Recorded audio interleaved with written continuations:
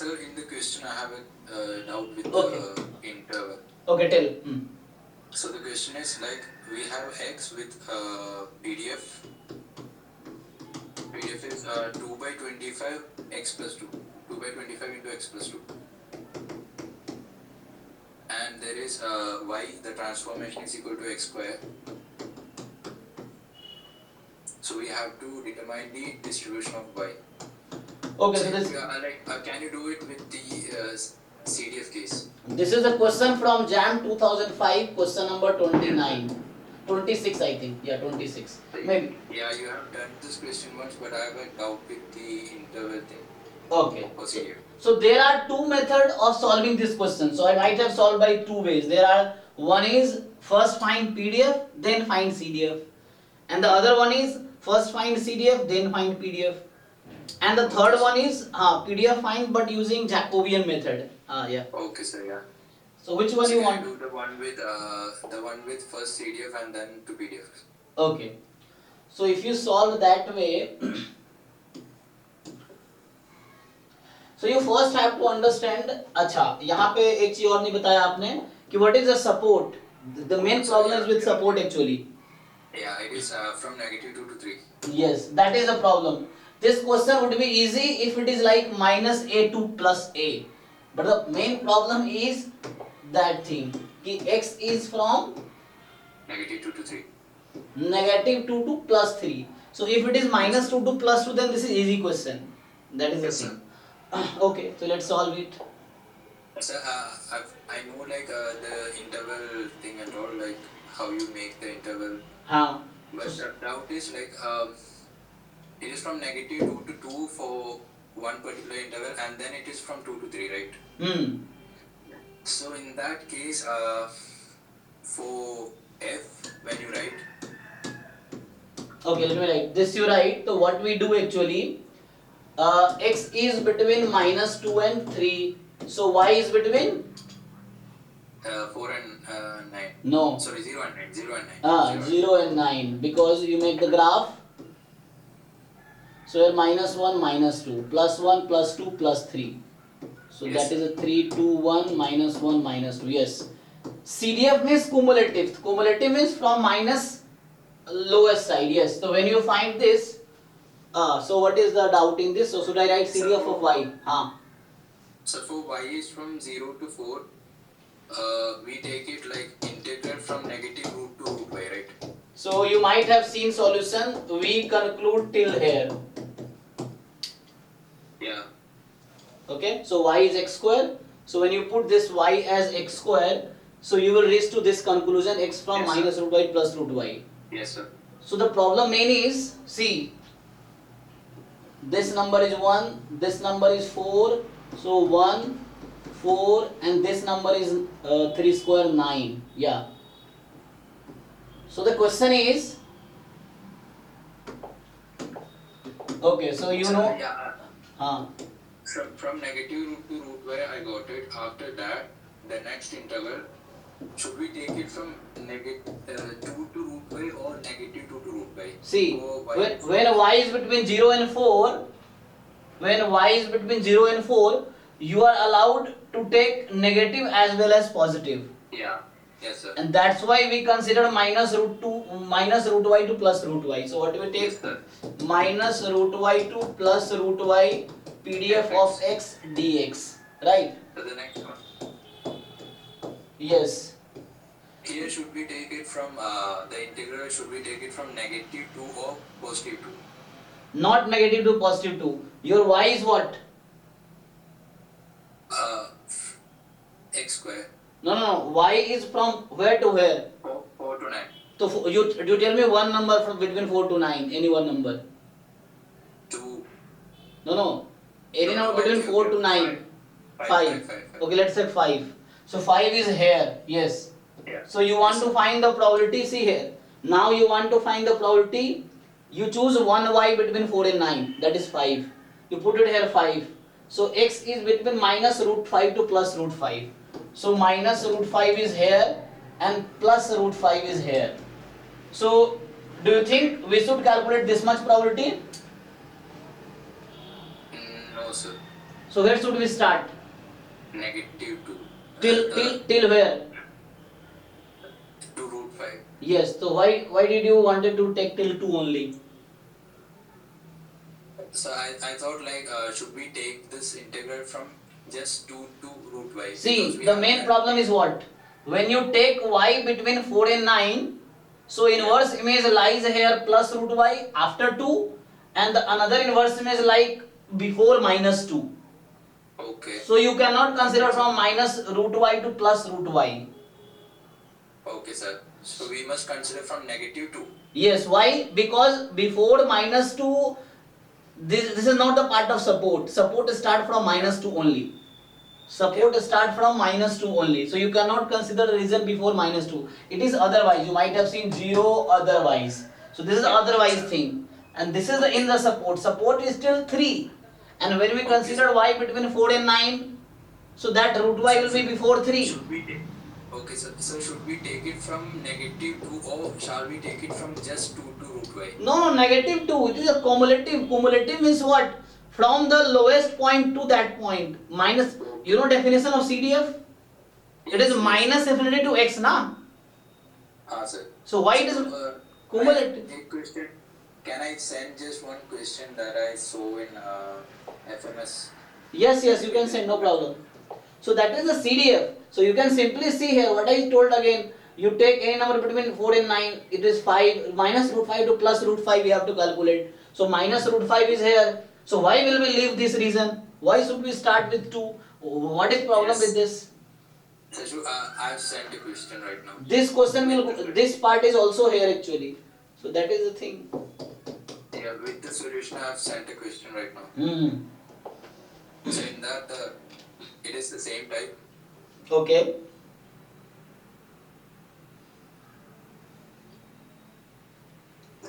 Yes. Tell.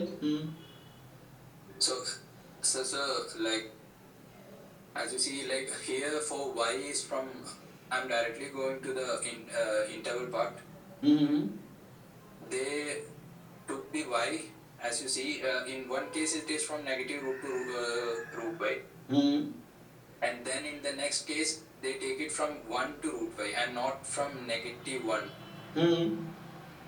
So shouldn't they have started it from -1? Yes, this is a mistake here. This is a mistake here, no problem. Yes. Okay, so okay. I just thought that like I had it. Yes, this is a mistake here. So anyway, the PDF comes to be the same. The CDF differs, but PDF comes to be same. You differentiate it. So what happens when you differentiate? Now, if you differentiate it, you will get the PDF. Yeah. So yes, that is because why PDF comes same. So this number comes here. So actually, what is this? So this thing is the thing. This was written. I can write it in other way. I can write it -2 to 2 plus 2 to root y. Jo yes, sir. What is done in the book actually? This is done only this part. They have left this part, right? Okay, sir. Yes. So that is the problem in this. And this is a number actually. When you integrate function over some interval minus root 2, this is a fixed number, right? Okay, and when you differentiate, the differentiation is PDF. Tell me, if you integrate this one, what will you get? You get a function or you will get a constant? This much only. This is a constant. Yeah, this So let's say this is 1 by 2. So what is derivative of 1 by 2? it is 0. So that's why PDF is coming same. Yes, sir. Because this part like, they have ignored. Yes, like here in this type of question we had the interval, a different interval in the right side, right? Yes. What if the different interval comes in the left part, in the negative part? So same you think in the similar way, they will work in the similar way. -root y to that constant. Yes. Okay, so okay.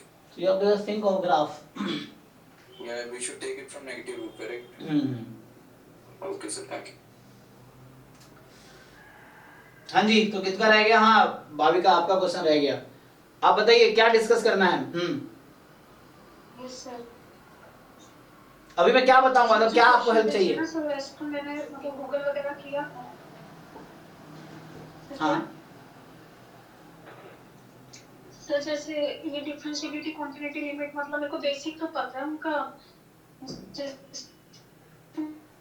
Confusion हो रही है sir, उसमें थोड़ा pattern सा पता लग जाएगा तो हो जाएगा। तो किस में कंफ्यूजन हो रही है? मैंने जैसे सर फर्स्ट क्वेश्चन है नंबर ऑफ क्लियर रूट वाला, वो सर मेरे को क्लियर हो गया।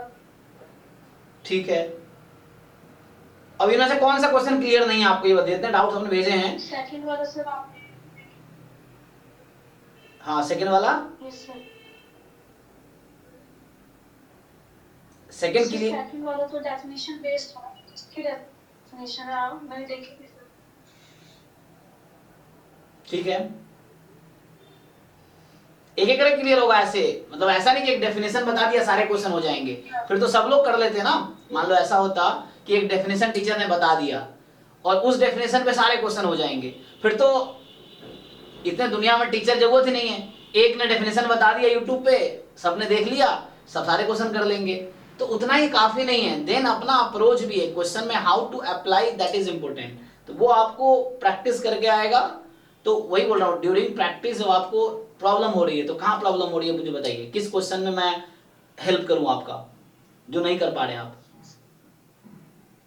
सर फिर मैं अभी किस टाइप के क्वेश्चन करूँ, जैसे मैंने अभी टॉपिक तो पूरा किया ही नहीं बिल्कुल भी, तो मैं अभी जैसे ये वाले क्वेश्चन कर लूँ जिसके अंदर partial derivative, limit, continuity, differentiability निकालनी होती है, कुछ fx/y दिया होता है, आप जैसे पहले तो आप क्वेश्चन है इसमें सिलेबस में आपने पूरा सिलेबस कवर किया है, जो सिलेबस जैम का सिलेबस लिखा है उसमें एक एक वर्ड है ना, जैसे आप देखे होंगे लिखता हो, पहला कहाँ से स्टार्ट करता है, लिमिट, फिर कॉन्टिन्यूटी, फिर डिफरेंशिएबिलिटी, है ना, फिर आता है पार्शियल डेरिवेटिव। तो ये लिमिट क्लियर है आपको क्या होता है, एटलीस्ट सबका डेफिनेशन क्लियर है आपको, मतलब मीनिंग पता है ना कि what is definition of partial derivative.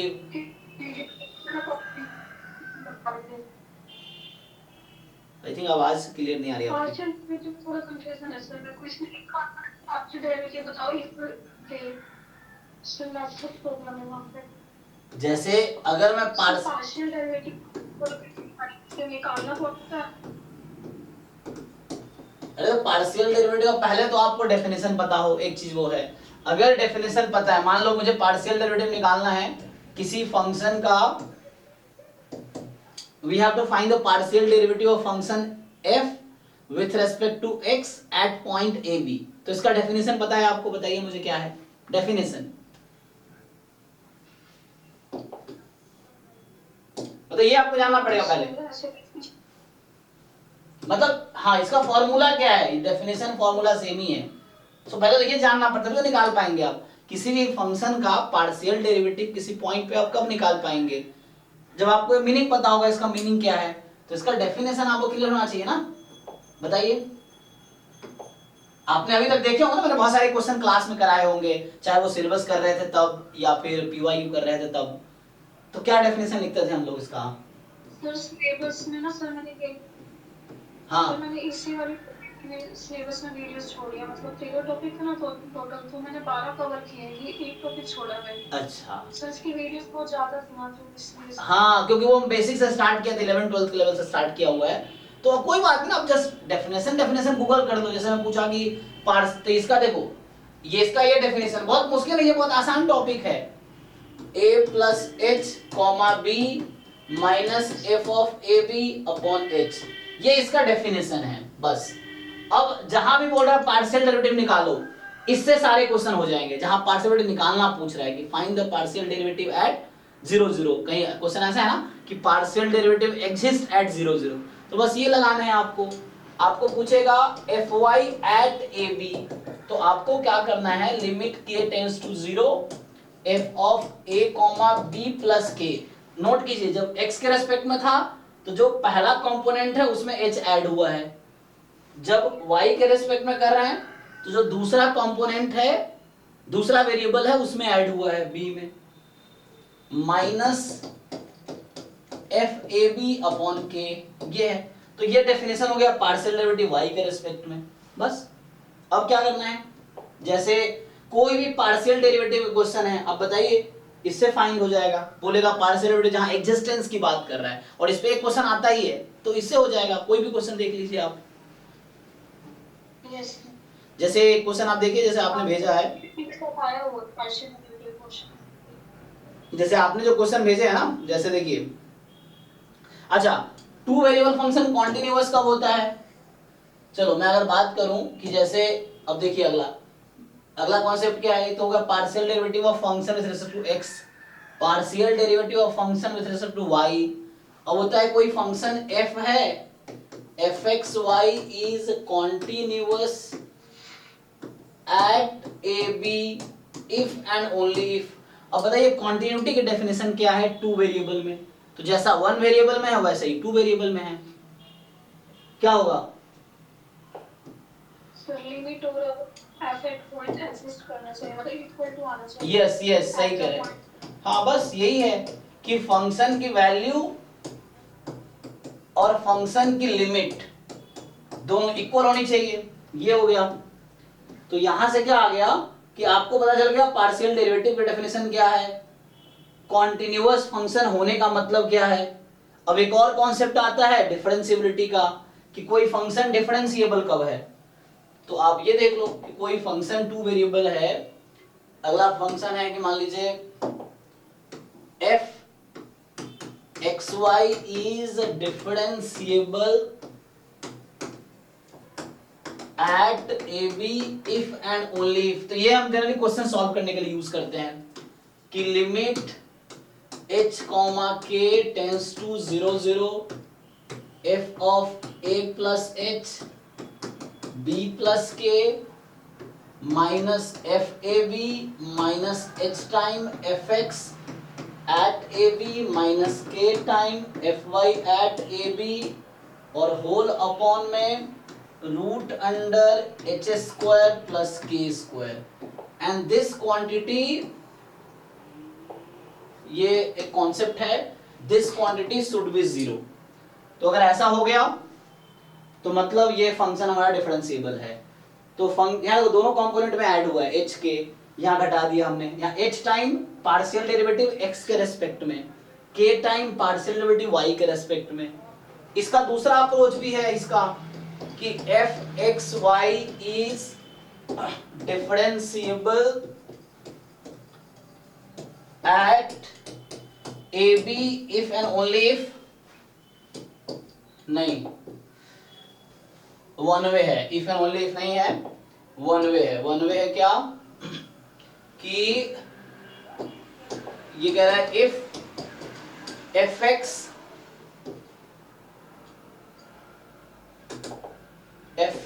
And F Y both exist, मतलब क्या बोलना चाह रहा है कि पार्शियल डेरिवेटिव एक्स के रेस्पेक्ट में, पार्शियल डेरिवेटिव वाई के रेस्पेक्ट में, both exist and continuous at A B. तो ऐसा है कि कोई दोनों पार्शियल डेरिवेटिव एग्जिस्ट कर रही है, कॉन्टिन्यूअस भी है उस पॉइंट पे, देन वो फंक्शन डिफरेंशिएबल होगा ए बी पे। तो ये दूसरा तरीका है डिफरेंशिएबिलिटी के लिए। बस यही चार कॉन्सेप्ट से सारे क्वेश्चन पार्शियल डेरिवेटिव के हो जाएंगे आपके, जहां पे हो गया। आप करके बताइए कौन से क्वेश्चन जो मैं सॉल्व करूं, अगर आप चाहते हो मैं सॉल्व करूं तो घंटे में। हाँ तो पार्शियल डेरिवेटिव एग्जिस्ट करेगा मतलब इसकी क्वांटिटी चेक करनी है पार्शियल। नहीं, एग्जिस्ट करने का मतलब ये है कि इसकी वैल्यू कोई फाइनाइट आनी चाहिए। ये जो क्वांटिटी है इसकी वैल्यू कुछ जी फाइंड करनी है। अगर कोई फाइनाइट नंबर आती है, ये लिमिट एग्जिस्ट करती है तो पार्शियल लिमिट एग्जिस्ट कर रही है, इसका कोई फाइनाइट आंसर आना चाहिए, इसका कोई फाइनाइट आंसर आना चाहिए, तब हम बोलेंगे पार्शियल डेरिवेटिव एग्जिस्ट करती है। ठीक है सर, इसमें ये क्वेश्चन आया हुआ है ना पीवाईक्यू में। हाँ मुझे बताइए कौन सा क्वेश्चन मैं सॉल्व करूं। हाँ सर एक वन वेरिएबल, कौन सा वन टू वेरिएबल। आपने बहुत सारे क्वेश्चन भेजे मुझे, 10-12 क्वेश्चन। आप ऑर्डर में बताओ कौन सा नंबर, 1 2 3 कौन सा वाला, या पिन करो उस क्वेश्चन को जो आप चाहते हो मैं सॉल्व करूं। सर टू वेरिएबल में तो ये वाला जो अभी से आने किया है। ओके चलिए पहले ये करते हैं, देखिए आराम से। तो पहले इसको करते हैं फिर अगला भेजिए। तो ये जो क्वेश्चन आपका है ना, क्या बोल रहा है ये क्वेश्चन